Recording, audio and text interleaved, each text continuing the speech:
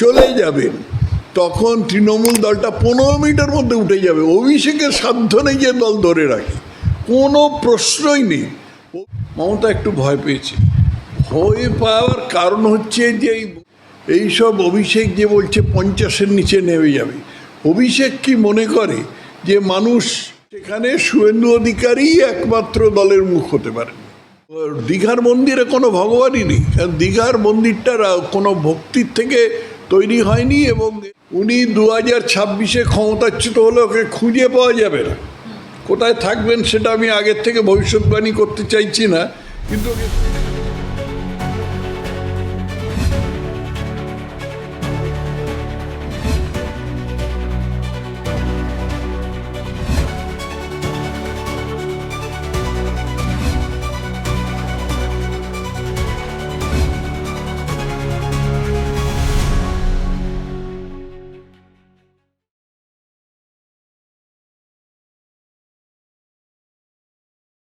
সমস্ত নির্বাচনে তো হচ্ছে না। কালীগঞ্জের নির্বাচনে একটা পরাজয় হয়েছে, তার কারণ হচ্ছে কালীগঞ্জ একটা মুসলিম প্রধান কেন্দ্র, এবং সেখানে বিজেপির জিতবার সম্ভাবনা কখনোই ছিল না। কারণ মমতা যেভাবে মুসলিম সম্প্রদায়কে তোষণ করে তাদের খুশি রাখবার চেষ্টা করেন, সেখানে সেই পুরো মুসলিম ভোটটা তার কাছে গিয়ে পড়বে, এটা অবশ্যম্ভাবী ছিল।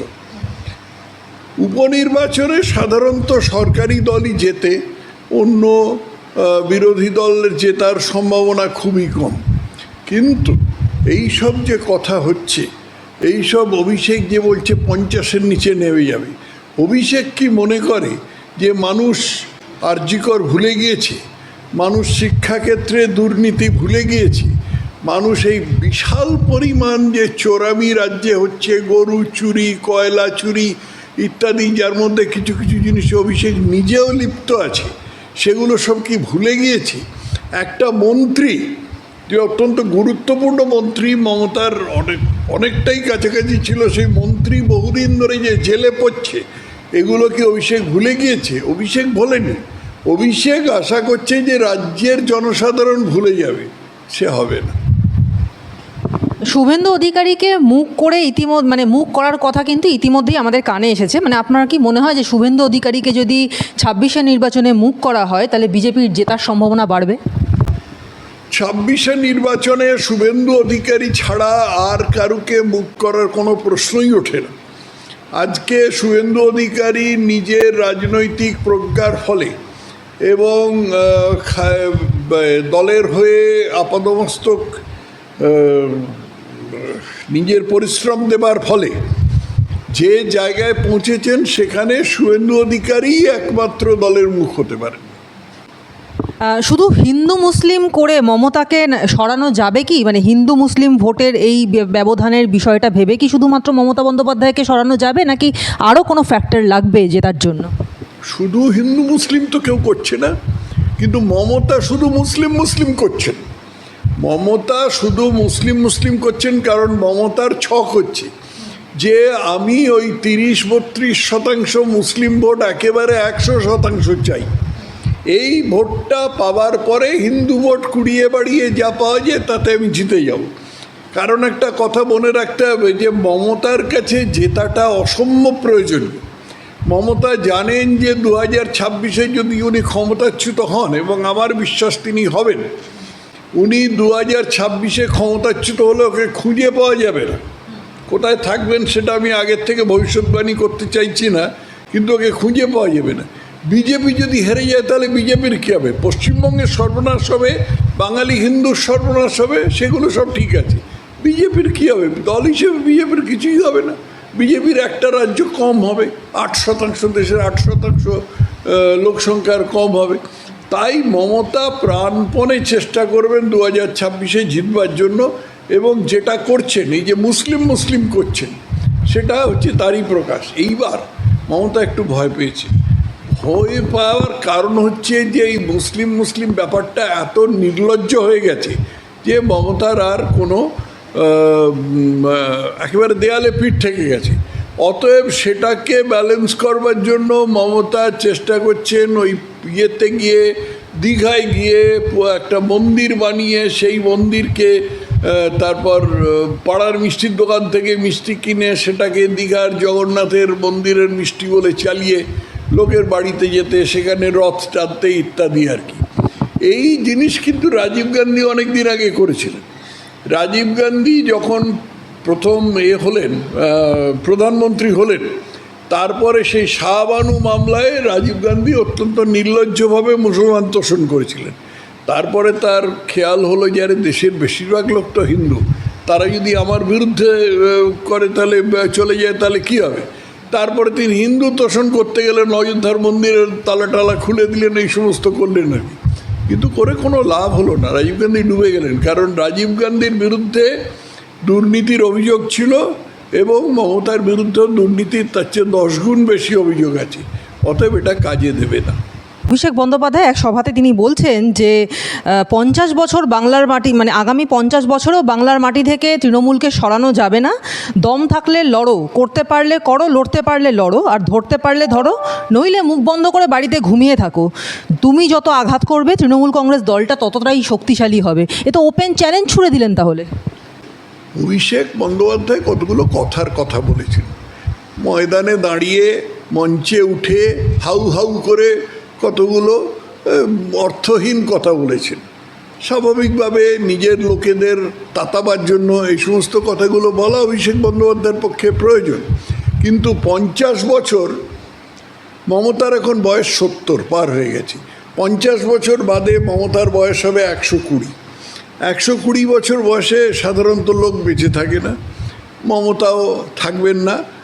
আশা করি ভগবানের আশীর্বাদে মমতা বেশ কিছুদিন থাকবেন, কিন্তু যতদিন থাকেন ততদিনই তৃণমূল দলটা থাকবে। যে মুহূর্তে মমতা, ভগবান না করুন, যখন চলে যাবেন, তখন তৃণমূল দলটা 15 মিনিটের মধ্যে উঠে যাবে। অভিষেকের সাধ্য নেই যে দল ধরে রাখে, কোনো প্রশ্নই নেই। অভিষেক শুধু পিসির আঁচলের নিচে বসে আঁচল ধরে এই দল ধরে রেখেছে। তৃণমূল বলে কোনো দল নেই, তৃণমূল বলে একটা নেতা আছে, সেই নেতা বা নেত্রীর নাম মমতা বন্দ্যোপাধ্যায়, এবং পুরো দলটা হচ্ছে তারই এক্সপ্যানশন বা তার সম্প্রসারণ বলা যায় আর কি। এই সম্প্রসারণ যখন সূর্য থাকবে না তখন তারও সম্প্রসারণ থাকবে না, অভিষেককে দিয়ে হবে না, কোনো প্রশ্ন নেই। কিন্তু তারপরেও 26-এর ভোট বৈতরণী পার করার জন্য বিজেপির এখনই কি পদক্ষেপ নেওয়া উচিত বলে আপনি মনে করেন? বিজেপি একটা অত্যন্ত সঠিকভাবে লাইন নিয়েছে যে বাঙালি হিন্দুর ওপর যে অত্যাচার হচ্ছে, বাঙালি হিন্দুকে যেভাবে বঞ্চনা করা হচ্ছে, সেই বঞ্চনাটার দিকে মানুষের দৃষ্টি আকর্ষণ করা দরকার, এ সম্বন্ধে কোনো সন্দেহ নেই। দুর্নীতি নিয়েও বিজেপি বলছে, কিন্তু এছাড়া বিজেপির নীতিগতভাবে কিছু কথা বলতে হবে যে বিজেপির নীতিটা কি, এই নীতিটা কেন পশ্চিমবঙ্গের প্রতি প্রযোজ্য, পশ্চিমবঙ্গের উপকার হবে সেটা বলতে হবে। মমতার তো কোনো নীতি নেই, মমতার একমাত্র ফোকাস হচ্ছে ওকে নির্বাচনে জিততে হবে। তার জন্য উনি যখন দক্ষিণপন্থা দরকার তখন দক্ষিণপন্থী, মধ্যপন্থা দরকার হলে মধ্যপন্থী, বামপন্থা দরকার হলে বামপন্থী, যখন সেকুলার পন্থা দরকার সেকুলারপন্থী, যখন জগন্নাথ পন্থা দরকার তখন জগন্নাথপন্থী। তো এই জিনিস করে তো এই জিনিসের ব্যাপারটা যে অনৈতিক সেটা তো মানুষের চোখের সামনে আনতে হবে, এগুলো করা দরকার। মানে বৌদ্ধিক বা ইন্টেলেকচুয়াল ক্ষেত্রে যে মমতা একেবারেই দেউলিয়া, এবং সেই জিনিসটা যে সেখানে যে বিজেপি একটা বিশাল জায়গা পূরণ করতে পারে সেটা মানুষের চোখের সামনে আনতে হবে। আজকে পশ্চিমবঙ্গের মানুষের সামনে কোনো নীতিবোধ নেই, সত্য মিথ্যা, উচিত অনুচিত, সৎ অসৎ, এই বোধটাই বিলুপ্ত হয়ে গেছে। এটা বিলুপ্ত করে দিয়েছে মমতা নয়, মমতার গুরু সিপিএম, এবং মমতা মেধাবী ছাত্র হিসেবে সেইটাকে অনুসরণ করছেন আর কি। এই জিনিসটাকে শুধরে দিতে হবে। শ্রমিক মালিক সমঝোতা যে অত্যন্ত প্রয়োজন সেটাই করতে হবে। সেই ওই কমিউনিস্টদের বস্তা পচা শ্রমিক সংগ্রামের বা শ্রেণী সংগ্রামের জিনিস বহুকাল ইতিহাসের রাস্তা করে নিমজ্জিত হয়েছে, সেটা মানুষকে বলতে হবে। এইরকম কতগুলো জিনিস দরকার, এক কথায় বলে বোঝানো মুশকিল, এরকম কিছু পদক্ষেপ দরকার। এর আগের বার লোকসভা নির্বাচনে বিজেপির স্লোগান ছিল জয় শ্রীরাম, কারণ সেই সময় অযোধ্যার যে রাম মন্দির তার নতুন করে নবনির্মাণ করা হয়েছিল, রামলালার মূর্তি প্রতিষ্ঠা হয়েছিল এবং তারপরেই বিজেপি স্লোগান দিয়েছিল জয় শ্রীরাম। এবং এবারে ঠিক 26-এর ভোটের আগেই কিন্তু মমতা বন্দ্যোপাধ্যায় দীঘাতে জগন্নাথ মন্দির তৈরি করলেন এবং কালচারাল সেন্টার নাম দিয়েও সেটা মন্দিরের মতোই তাকে ভগবানের পূজা বা উপাসনার জায়গা বলে দেখানো হচ্ছে। সেখান থেকে প্রসাদ হিসেবে, মহাপ্রসাদ হিসেবে প্রত্যেকটি বাড়িতে মিষ্টি বিতরণ করা হচ্ছে। তাহলে কি প্রায় ভগবানেদের মধ্যেই লড়াই করে জয় শ্রীরামের বিরুদ্ধ স্লোগান হয়ে উঠছে জয় জয় জগন্নাথ? এটাই কি মমতা বন্দ্যোপাধ্যায় চাইছেন? আর এভাবে কি হিন্দু ভোট কনসলিডেট করা যাবে তৃণমূলের পক্ষে? তুমি তো মমতার মুখপত্র, কি নাম লোকটার, গালফলা? হ্যাঁ হ্যাঁ, কুণাল ঘোষ। তুমি তো কুণাল ঘোষের মতন কথা বলছো যে ভগবানের লড়াই। মমতার কোনো বিশ্বাস আছে কি? হিন্দু ধর্মে বিশ্বাস আছে কি? এমনকি ইসলাম ধর্মেও বিশ্বাস আছে? এই প্রশ্নটা তো মানুষ করবেন। মানুষ তো বোকা না। মানুষ তো জানেন যে মমতা এই দীঘায় যে তথাকথিত জগন্নাথ মন্দির তৈরি করেছেন, যেটাকে ধাম পর্যন্ত বলছেন, সেইটা যে পুরোপুরি রাজনৈতিক উদ্দেশ্যে করেছেন এটা তো বোঝা কিছু কঠিন কাজ নয়। মমতা তো ঈশ্বর ভক্তি থেকে করেননি, রাজনৈতিক উদ্দেশ্যে করেছেন, ভোটে জিতবার জন্য করেছেন। তো এই জিনিসটা, এগুলো তো মানুষ বুঝবে। ভগবানের লড়াইয়ের কোনো প্রশ্নই ওঠে না, ভগবানই নেই। দীঘার মন্দিরে কোনো ভগবানই নেই, কারণ দীঘার মন্দিরটা কোনো ভক্তির থেকে তৈরি হয়নি এবং এর পেছনে কোনো বিশাল পরম্পরাও নেই। যেরকম পুরীর মন্দিরে আছে বা যেরকম দার্জিলিংয়ের মহাকাল মন্দিরে আছে, যেরকম আমাদের কালীঘাটের বা তারকেশ্বরের মন্দিরে আছে, সেরকম কোনো পরম্পরাও নেই। দীঘার মন্দির একটা তড়িঘড়ি রাজনৈতিক উদ্দেশ্যে তৈরি একটা সৌধ, এর চেয়ে বেশি কিছু না। ওটাকে মন্দির বলতেও আমি রাজি নই। অভিষেক বন্দ্যোপাধ্যায় বলছেন যে বিজেপি শাসিত রাজ্যগুলোতে মহিলাদের লক্ষ্মীর ভাণ্ডার দিয়ে দেখাক, এমন চ্যালেঞ্জ করছেন। কিছু বলবেন? হ্যাঁ, নিশ্চয়ই বলবো। অভিষেক বন্দ্যোপাধ্যায় সেখানে গিয়ে ভোটে জিতুন না কেন? এই সব ঘোষণাগুলো পশ্চিমবঙ্গে বসে লম্বা চড়া কথা না বলে, উনি তো সর্বভারতীয় একটা পার্টি, সর্বভারতীয় জেনারেল সেক্রেটারি। অভিষেক বন্দ্যোপাধ্যায়ের তুমি তার পদ নামটা ভুলে যাচ্ছ। তিনি একজন সর্বভারতীয় জেনারেল সেক্রেটারি।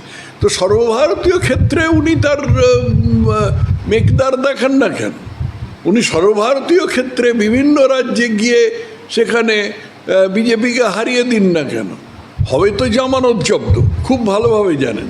আর সেই জামানতে যাবে পশ্চিমবঙ্গের মানুষের পকেট থেকে। সেই জন্য পশ্চিমবঙ্গে বসে লম্বা চড়া কথা বলা খুব সহজ কাজ। কিন্তু সর্বভারতীয় ক্ষেত্রে প্রশ্ন তুলেছেন। তার বক্তব্য যে আরজি করে যদি মমতার পদত্যাগ দাবি করা হয়, তাহলে পেহেলগামে মোদি বা অমিত শাহের পদত্যাগ কেন দাবি করা হবে না? এই কথাটা এত বালখিল্য, এত অর্থহীন, অ্যাবসার্ড, যে এটার কোনো জবাব দেওয়ারই প্রশ্ন ওঠে না। কোনো একেবারে প্রকাশ্যে যে দুর্নীতি দেখা যাচ্ছে, সেটার তুলনায় পাহেলগামের মতন ব্যাপারটা কোনো তুলনাতেই আসে না আর কি। অতএব এটার আমি জবাবই দেবো না। কিন্তু প্রশ্ন হচ্ছে যে এই জিনিসটা নিয়ে এটাকে ইস্যু করে আমাদের সর্বভারতীয় তৃণমূল কংগ্রেসের সর্বভারতীয় জেনারেল সেক্রেটারি অন্য রাজ্যে জিতে আসছেন না কেন? উনি সর্বভারতীয়তা একটা দলে পরিণত হচ্ছেন না কেন? শুধু পশ্চিমবঙ্গে বসে সর্বভারতীয় বলছেন কেন খালি? সর্বভারতীয় যে সে প্রমাণ করে দেখান, তবেই তো মানুষ বুঝবে যে আপনি সর্বভারতীয় জেনারেল সেক্রেটারি। বিরুদ্ধে একের পর এক তোপ দেখেছেন কালকে সভা থেকে অভিষেক বন্দ্যোপাধ্যায়। তার মধ্যে তিনি বলছেন যে মহেশতলায় বিজেপির লাশের রাজনীতি করতে এসেছিল এবং সুকান্ত মজুমদারকেও কটাক্ষ করে বলেছেন যে বাপ তুলছে, কি মুখের ভাষা। এবং একই সঙ্গে পুলওয়ামাতে তাদেরকে দেশবিরোধী বলা হয়েছিল এবং তার উত্তর দিয়ে আজকে তিনি বলছেন যে আমরা যখন 33টা দেশে গিয়ে পাকিস্তানের মুখোশ খুলে দিচ্ছিলাম, তখন মোদি এবং শাহ বাংলায় এসে বিভেদের রাজনীতি করছিল। কি বলবেন এই বিষয়ে? আমরা যখন 33টা দেশে গিয়ে মুখোশ খুলে দিচ্ছিলাম, আমরা মানে কারা? একটা বিরাট দল গিয়েছিল, সেখানে উনি প্রথমে ছিলেন না, তারপরে পিসির কান্নাকাটির ফলে ওকে পাঠানো হলো সেখানে।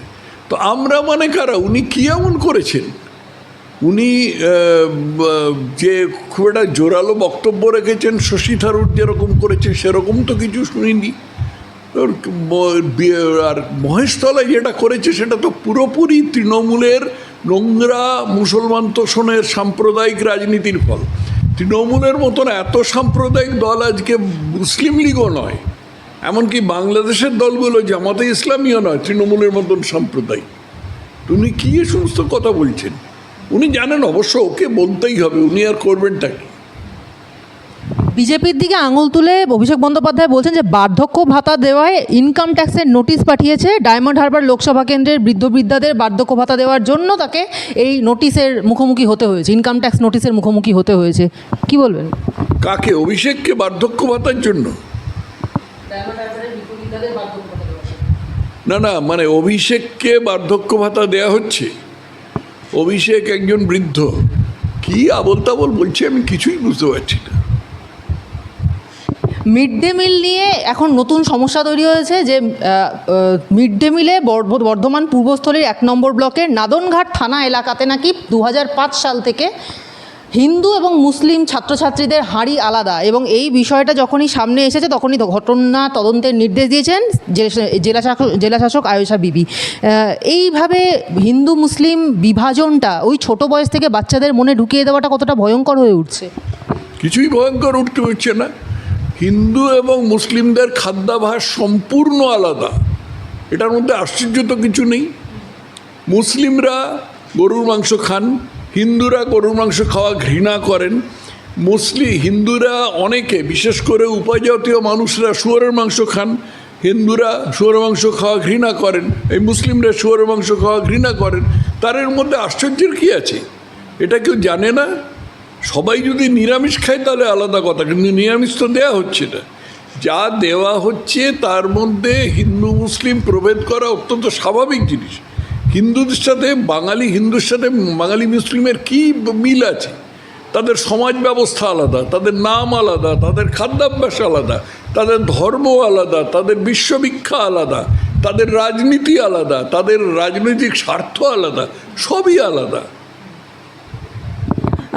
মোহাম্মদ ইয়াহিয়া মানে বেঙ্গল ইমাম অ্যাসোসিয়েশনের চেয়ারম্যান, তিনি নিজেদেরকে ছেঁড়া চটির সঙ্গে তুলনা করে বলছেন যে তবু তো আধ পয়সার মূল্য আমাদের কাছে আছে তৃণমূলের কাছে, কারণ তাদের কাছে আমরা ভোট ব্যাংক, কিন্তু বিজেপি তো আমাদেরকে ভোটাধিকার দিতেই রাজি নয়, আমরা তো ভোটের যোগ্যই নই বিজেপির কাছে। কি বলবেন এ বিষয়ে?